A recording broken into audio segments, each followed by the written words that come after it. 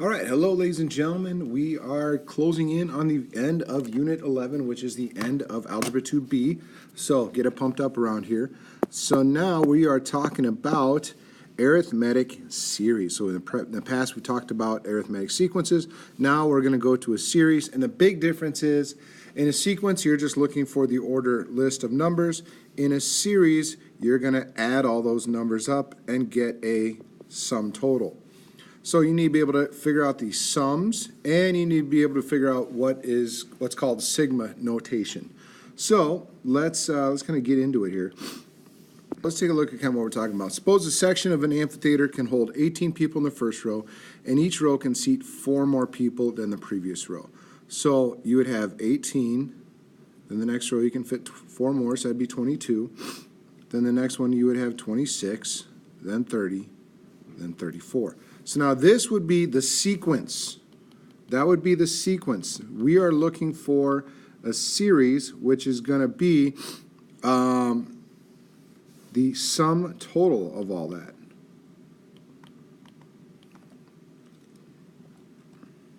So if I add that, 18, 22, 26, 30, 34, that's going to be 130 people. Okay, so that's kind of what we're looking at. So now let's take a look. An arithmetic series. Let's kind of take a look at this, because right now it just looks like a big ugly mess. The sum S sub n of n terms of an arithmetic series is given by this or this. So let's kind of break this down to what we're dealing with. So we're looking for the sum of n terms. So n could equal like 10 terms or 12 terms or whatever. So what they're saying is this. You take the number of terms divided by 2. A sub 1 is going to be your first term. N is back to that same n number of terms. D would be your common difference, which I would really hope you remember from 11.1. So just to kind of recap what you're dealing with here, so you're looking at your common difference, sum, first term. So, and this part, let me change colors here. This part is straight out of your explicit formula from 11.1. This is that formula that you kept using to figure out a specific term. All right, so this one is if you've got the first term and you know the common difference. That's where I would use this one. All right, so if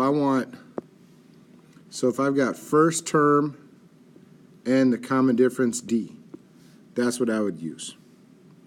All right, on this right side here, so again, n, first term, nth term. All right, so if I'm looking for the 10th, then I know that this is just going to be 10 divided by 2. I know the first term, and I know the 10th term. I can figure out that sum. So this is going to be a series. A series is nothing more than a sum. So you're adding all these things up. So what you're looking at is trying to figure out which one is going to be useful here. So if I look, let's look and see what we're dealing with here. Find the sum of the first 100 positive integers. So the first 100 positive integers. So the first one is going to be 1. The last one is going to be 100. So, that's going to be first, last, 100 positive integers. I want to use this one. All right, I want to use this one because I know that the sum of 100 is going to be 100 divided by 2, first plus last. All right, I know the first one, I know the last one, I know the sum of what I'm trying to look up. I'm looking at this function to use. So 101 times 100 divided by 2 would be 50. So the sum of the first 100 integers is going to be 5,050. And again, I knew that because I knew my first one and I knew my last one. I still could technically solve it using this one. It would just take a lot longer. It would just take me a little while longer to do that. But this would be the fewest steps. So you got to look at kind of what situation is you're dealing with. So Aiden did push-ups every day in March. He started on March 1st and increased the number of push-ups done each day by 1. He did a total of 1,085 push-ups for the month. How many push-ups did Aiden do on March 1st? So March 1st, that would be your first term. All right, now, kind of looking at the information, start on March 1st. He did a total in March. March has 31 days, for those of you who don't know that off the top of your head.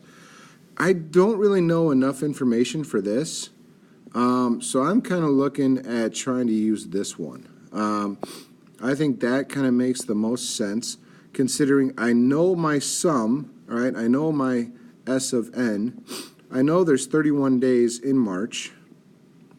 Then I can go 2 times a sub 1, which is what I'm looking for.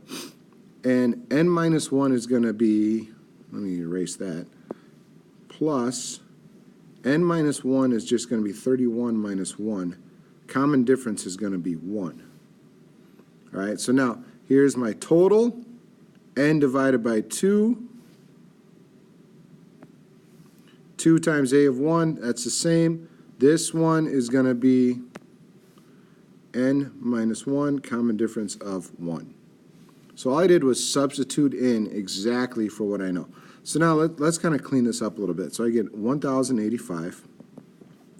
31 divided by 2, 15.5. That one shouldn't be too tough for you. 2 times a sub 1, or just a. If you just want to go with just a, just because that's what you're comfortable with, that's fine too. Just realize that's your first term. And then 31 minus 1 times 1 is going to be nothing more than 30. And those two aren't equal. Those two are going to be added. So now this acts like just parentheses. So I just want to distribute that. So I'm going to go 1,085. That's going to be 31a plus 30 times 15.5 is going to be 465. So now, just old school algebra, just subtracting. That's all it is. 31a is going to be equal to 1085 minus 465. So that's going to be 620. So, little division, a is going to equal 20. So what does that mean? That means on the first day of March, he did 20 push-ups. So it's kind of working backwards there. So now, look at this. So radio station is giving away a total of $124,000 in August. They increase the amount given away each day by $100. How much should they offer to give away the first day? So they have a sum total. They're saying, hey, we're giving 124 grand away in a month of August. We're going to increase it every day. How much should we try to give away the first day? So again, I'm going to lean towards that one because I don't know the first day. I definitely don't know the last day. But I can kind of work with this and figure out some things. So once again, August is 31 days. All right, so my sum total, S of n divided by 2, 2 of a1 plus n minus 1 times d. So 124K, 124,000, 31 over 2, because there's 31 days. I'm looking for, trying to figure out what a is. Oops. N is going to be 31, so I want 31 minus 1 times 100. So that's my setup. Now, I just kind of left the A1 alone. I just know that I'm looking for my first day. All right, if you want to keep the 1 there to remind yourself, do it. Otherwise, it's up to you. So now it just becomes an algebra problem. So I can clean this up. 31 divided by 2, 15.5, much like it was the last problem. That didn't change. So I get 2a plus 30 times 100 is going to be 3,000. So it's going to be that. So now, little distribution. That's going to be 31a plus 46,500. So now a little subtraction. 31A equals 124,000 minus 46,500. That's 77,500. Divide by 31, divide by 31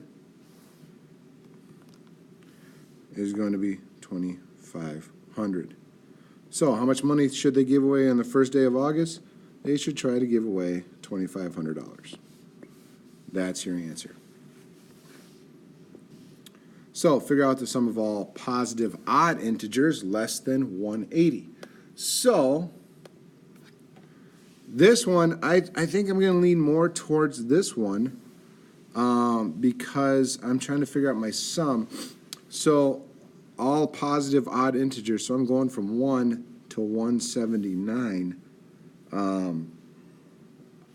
So I'm going to set up like this. My sum's going to be 1 plus 179. And then trying to figure out what n is, well, what number is 179? Well, it goes 1, 3, 5, 7, 9. So kind of the short way would just be take 180 divided by 2. So that's going to be 90. So 1, 3, 5, 7, 9. If you really want to count up to 90, go ahead. I'm going to take 90 divided by 2. 1 plus 179. So I'm going to take 180, basically take 180 times 45. 45 is 90 divided by 2. And when I do that, the sum of this is going to be 8,100. There's my answer. So the sum of the first positive odd integers less than 180 is going to be 8,100. All right, so find the first three terms of an arithmetic sequence in which a1 negative 16, an is 33. The sum of that is going to be 68. So I'm going to use this guy again. All right, I think that one makes the most sense, especially because I've got this term, I've got this term, and I've got my sum. So 68 equals n divided by 2. A to the n, a to the first is negative 16. Oh, you know what? Hold on, back up. I got to figure out a common difference here. You know what? No, keep it that way. Sorry. So don't stop erasing. I'm sorry. So go n over 2. You got negative 16 plus 33. And you know that this is 68. So now let's play a little game here of figuring out how many terms there are. So I'm going to actually probably end up using both things here. So I'm going to have n divided by 2. Negative 16 plus 33 is going to be 17. So I'm going to take a couple different ways I can do this. 68 is equal to 17 divided by 2 is going to be 8.5 n. So if I divide 68 divided by 8.5, n's going to be 8. So first term, negative 16. A to the n, 33. That means that my 8th term is 33. So this is negative 16. That's the first term. 2, 3, 4, 5, 6, 7, 8. 33. So that means I take the common difference 1, 2, 3, 4, 5, 6, 7 times. All right, so now it becomes kind of like an explicit formula where we were doing that before. We were taking negative 16 plus my common difference times 7, which equals 33. And I'm trying to figure out what my common difference is. I'm trying to figure out, you know, what do I add 7 times to negative 16 to get 33? So solve this. So this is straight out of explicit formula from 11.1. So then when I do that, I get 49 equals 7d. So I get d to equal 7. So that's my common difference. That's an important part. So to start filling this in, you get negative 16 That becomes negative 9, negative 2. That's all they wanted, the first three numbers. So my first three numbers are going to be negative 16, negative 9, and negative 2. But you see how I used both my sum, my series information, and the stuff from 11.1, my explicit formula out of there, to kind of see what we're doing. All right, so sigma notation. Sigma notation means literally add, and here's kind of how it works. What this says is that I start at 1 and I go to 10, and each time I do that, I put in n right here. So that's going to be 3 times 1, n equals 2, 3 times 2, n equals 3, 3 times 3, and so on up to n equals 10. So I take 3 times 10, and then I'm going to add all of these all the way up. So I'm going to have 3 plus 6 plus 9 plus 12 plus 15 all the way up to 30. All right, so the nice thing about it is kind of the way it's all organized. It just says start at 1, go to 10, put each number in here, do this, and add everything up. It works very, very well with this one because it's not too tough to figure out the first term and the last term, okay, and you know what you're trying to do. So I'm trying to take the sum of 10. So I want 10 divided by 2. First one is 3, last one is 30. So what is 33 times 5? So that's going to give me 165. And I know that sometimes your calculator can do this for you, and depending on which version you have, I know that you can put in the rule and it will calculate a sum for you. And I might be able to show you that if you ask me. I might have to look around for some things, but I think I can figure it out. Otherwise, this is a nice kind of way to do it. So what this is saying is start at 5, go to 8, do that rule. All right, so when j equals 5, that's 3 times 5 minus 1, which is 14. Now if I take j to 8, that's 3 times 8 minus 1, that's going to be 23. So 5 to 8 would be 5, 6, 7, 8, so that's going to be 4 things. All right, so it's a sum of 4 things. 4 divided by 2, 14 plus 23. And that's going to be 74. That's going to be my total answer. All right, so that's all I got for this. Take your time. Make sure that you're comfortable using both of those. And come talk to me with questions.